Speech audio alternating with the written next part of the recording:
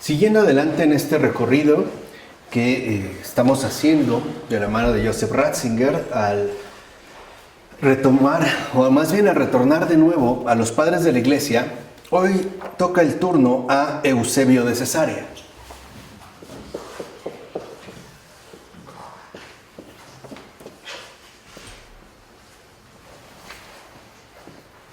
Aparece Eusebio de Cesarea.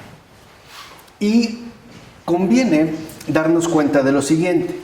En la historia del cristianismo antiguo es fundamental una distinción. La distinción que se da entre los 3 primeros siglos y aquellos que pertenecen ya a lo que vino después del concilio de Nicea, es decir, en el año 325, y que es considerado el primer concilio ecuménico.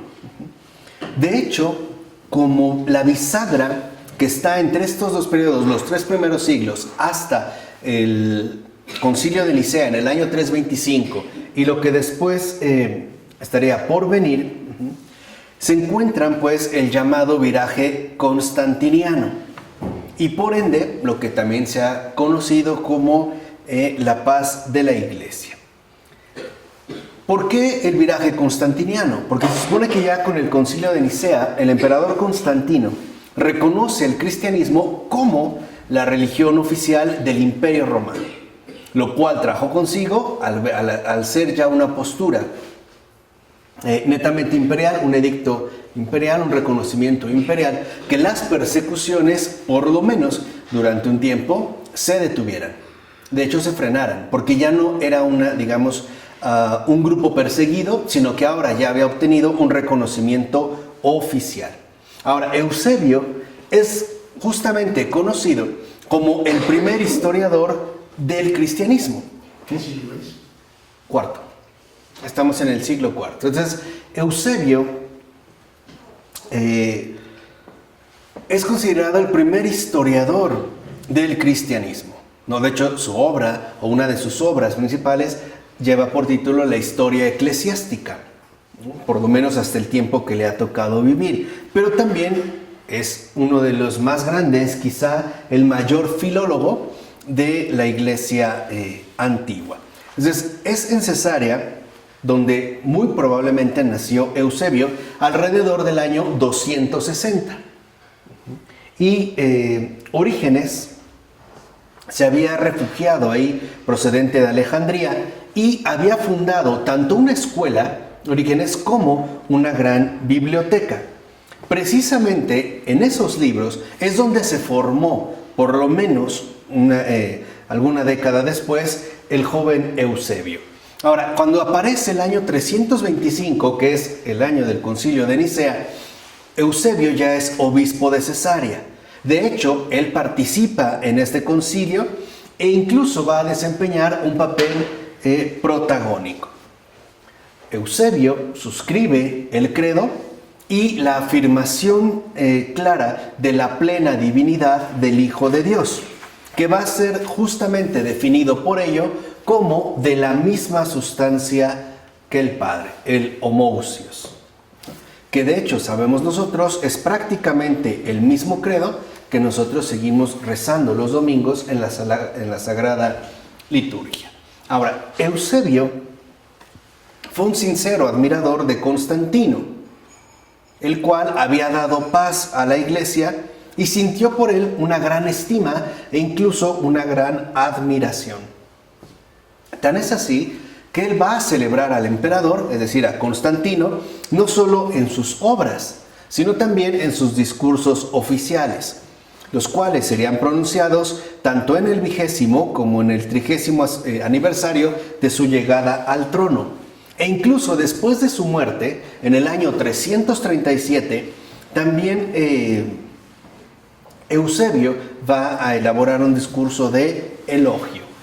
Lo que se sabe es que 2-3 años después de la muerte de Constantino va a morir también Eusebio, ¿no? Eusebio de Cesarea. Y aparece en sus escritos, ante todo, Eusebio como un estudioso incansable. Y él trata sobre todo de reflexionar y hacer un balance de lo que ha ocurrido a lo largo de estos 3 siglos de cristianismo.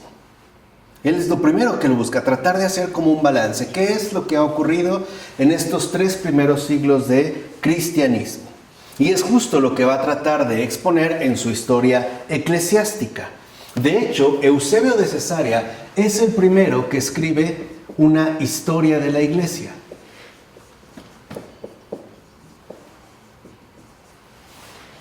Es el primero que escribe una historia de la iglesia y que sigue siendo fundamental precisamente gracias a las fuentes que toma Eusebio y que las ha vertido en su obra. Muchos de los datos, por ejemplo, del cristianismo antiguo solo se han sido conservados o solo se han mantenido a través de la obra de Eusebio. De tal forma que Eusebio de Cesarea sí es una fuente documental fundamental para el conocimiento de los primeros siglos del cristianismo.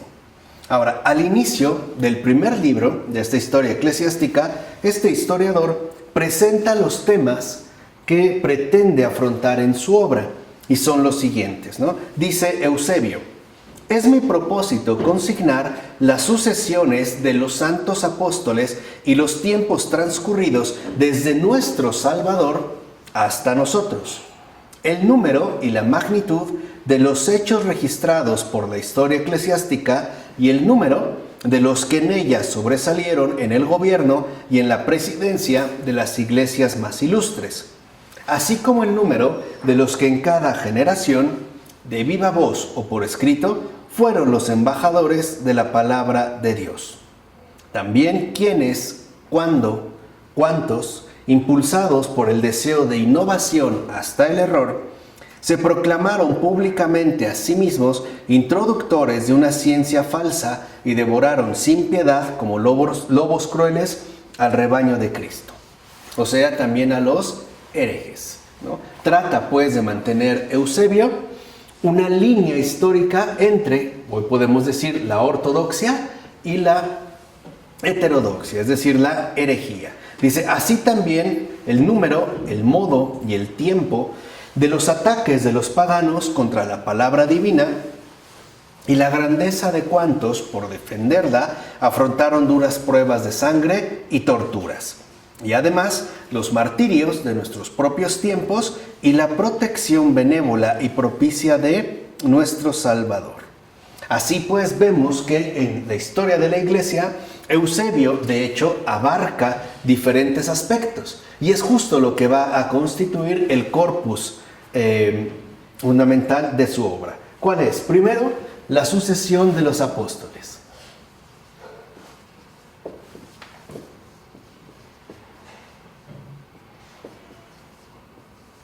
La sucesión de los apóstoles, que justamente representaría la estructura esencial de la iglesia.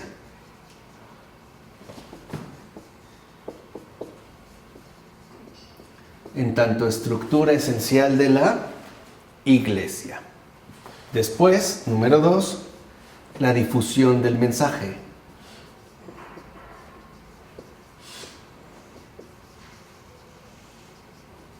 Lo que hoy nosotros llamamos evangelización. ¿Cómo se da, pues, la evangelización?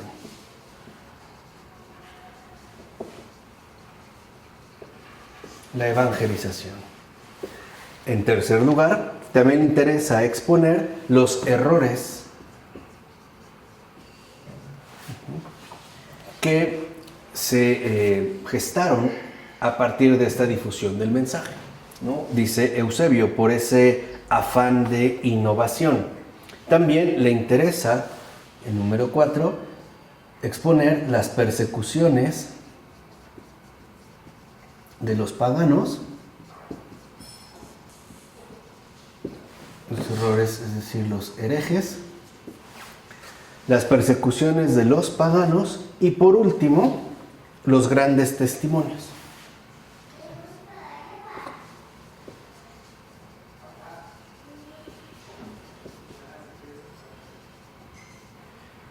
Que de hecho serían la luz que iluminará toda esta historia.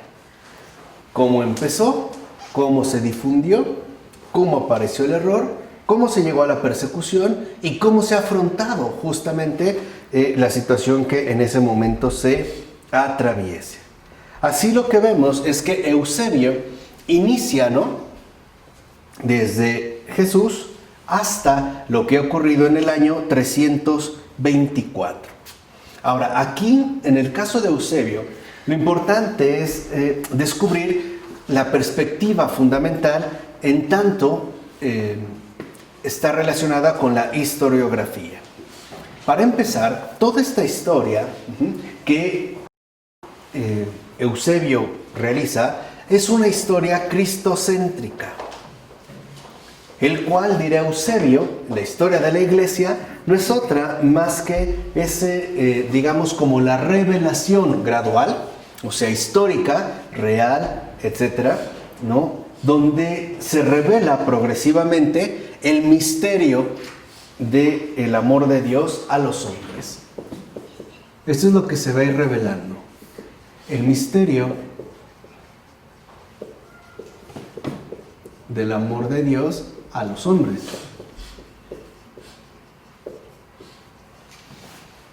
Un misterio que, siendo honestos, hoy en día se sigue también revelando. Y se sigue manifestando de maneras distintas, al menos en los tiempos contemporáneos. Por eso Eusebio va a reconocer que de todos los hombres de su tiempo y de todos los que han existido hasta ese momento en la tierra, solo Jesús es llamado y confesado como Cristo, es decir, Mesías y Salvador del mundo. Dice, y todos dan testimonio de él con este nombre, recordándolo así tanto los griegos, ¿no?, como los bárbaros. Entonces, este misterio del amor de Dios a los hombres es Cristo, el Mesías, o sea, el Salvador del mundo. Y lo más singular, dice, es que no solo estamos consagrados a Cristo, o lo honramos más bien con la voz y con los meros sonidos de nuestras palabras, sino ante todo con una verdadera disposición del alma, llegando incluso a preferir el martirio a conservar la propia vida. Entonces, para Eusebio, la historia de la iglesia, todo este recorrido que por lo menos ha llegado, dijimos, hasta el año 324, es decir, justo en el momento en el que ya se reconoce, o Constantino reconoce el cristianismo como la religión oficial del imperio, hasta ese momento, Eusebio reconoce que lo que verdaderamente mueve esta historia eclesiástica es la disposición efectiva del alma. Una disposición del alma que hoy podemos traducir en los siguientes términos: la disposición a permanecer fieles a la verdad y por lo tanto a renunciar a todo aquello que no es la verdad. Por eso, para Eusebio, el análisis histórico o meramente histórico nunca es un fin en sí mismo. O sea, no solo se trata de buscar el pasado o indagar en el pasado o llegar a conocer el pasado, sino que ante todo se trata de conocer para acceder a la conversión y por lo tanto reflejar un auténtico testimonio de vida cristiana. En ello, Eusebio sí es también un modelo para nosotros. ¿Por qué? Porque hoy en día solemos ser, como ya lo dijimos en alguna ocasión, sobre todo cuando empezamos el estudio de Charles Taylor y la era secular, vivimos una especie de anemia histórica. Tenemos el prejuicio de que el pasado ya pasó y que no importa, que no es relevante. Por un lado, porque nos movemos siempre bajo el engañoso apremio del progreso, ¿no? Lo que importa es ir hacia adelante, ¿no? En el avance, piensen hoy en el avance tecnológico. Pensamos que una máquina de escribir mecánica pues ya es obsoleta e innecesaria, ¿no? Cuando en realidad deberíamos más bien de reconocer cómo es que se ha transcurrido desde entonces. Acuérdense lo que ya nos dijo también Pavel Florensky: el pasado no pasa del todo. En ese sentido somos deudores. Tenemos que reconocer que para haber llegado hasta aquí hay muchos otros que nos han antecedido, que nos han dejado una herencia. Ahora, esa herencia nosotros la debemos asumir y a su vez transformar en testamento qué hacemos con lo que hemos recibido, es decir, con lo que hemos nosotros heredado, qué es lo que ha ocurrido. Por eso también Eusebio nos interpela a nosotros, en pocas palabras, ¿cuál es nuestra actitud actual ante las contrariedades y vicisitudes que atraviesa la iglesia? ¿Cuál es nuestra actitud real ante los escándalos, los escarnios y las situaciones complicadas que atraviesa hoy la iglesia? ¿Es realmente la actitud de un fiel? ¿O por el contrario, es la actitud de un infiel?